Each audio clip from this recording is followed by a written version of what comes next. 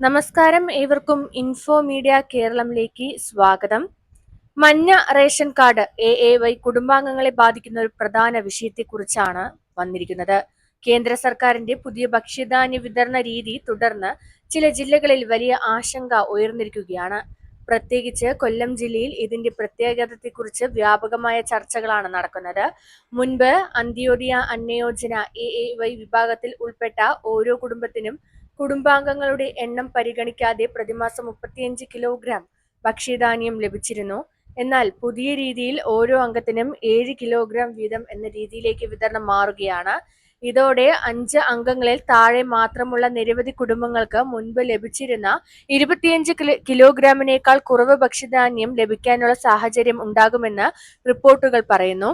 അതേസമയം 5 അംഗങ്ങളോ അതിൽ കൂടുതലോ ഉള്ള കുടുംബാംഗങ്ങൾക്ക് പഴയതുപോലെ അല്ലെങ്കിൽ അതിലധികമോ ലഭിക്കാനും ഇടയുണ്ട്. കൊല്ലം ജില്ലയുടെ കണക്കുകൾ പ്രകാരം പ്രതിമാസം ഭക്ഷ്യധാന്യ വിഹിതം ഏകദേശം 16,553 ക്വിന്റലിൽ നിന്ന് 9,846 ക്വിന്റലായി കുറയുമെന്നാണ് റിപ്പോർട്ടുകൾ സൂചിപ്പിക്കുന്നത്. അതായത് ഏകദേശം 6,707 ക്വിന്റലിന്റെ കുറവ് വരും. ഈ മാറ്റം ഗുണഭോക്താക്കളെ മാത്രമല്ല റേഷൻ വ്യാപാരികളെയും ബാധിക്കും. ജില്ലയിലെ 1,377 റേഷൻ വ്യാപാരികൾക്ക് കമ്മീഷൻ ഇനത്തിൽ പ്രതിമാസം ഏകദേശം 20 ലക്ഷം രൂപയുടെ നഷ്ടമുണ്ടാകുമെന്നാണ് സംഘടനകൾ വിലയിരുത്തുന്നത്.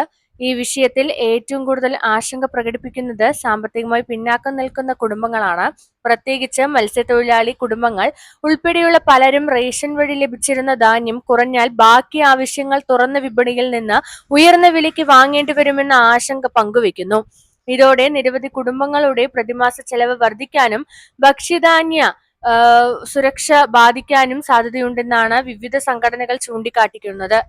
അതേസമയം പുതിയ വിതരണ രീതിയുടെ ലക്ഷ്യം ആളെ അടിസ്ഥാനമാക്കിയുള്ള വിഹിതം ഉറപ്പാക്കുകയാണെന്നും അധികൃതർ വ്യക്തമാക്കുന്നുണ്ട്. ഈ മാറ്റം കേരളത്തിലെ എല്ലാ ജില്ലകളിലും ഒരേ രീതിയിൽ എപ്പോൾ നടപ്പിലാക്കും, അതിന്റെ അന്തിമ മാർഗനിർദ്ദേശങ്ങൾ എന്തൊക്കെയാകുമെന്ന കാര്യത്തിൽ ബന്ധപ്പെട്ട വകുപ്പുകളുടെ ഔദ്യോഗിക അറിയിപ്പുകൾ ശ്രദ്ധിക്കേണ്ടതാണ്.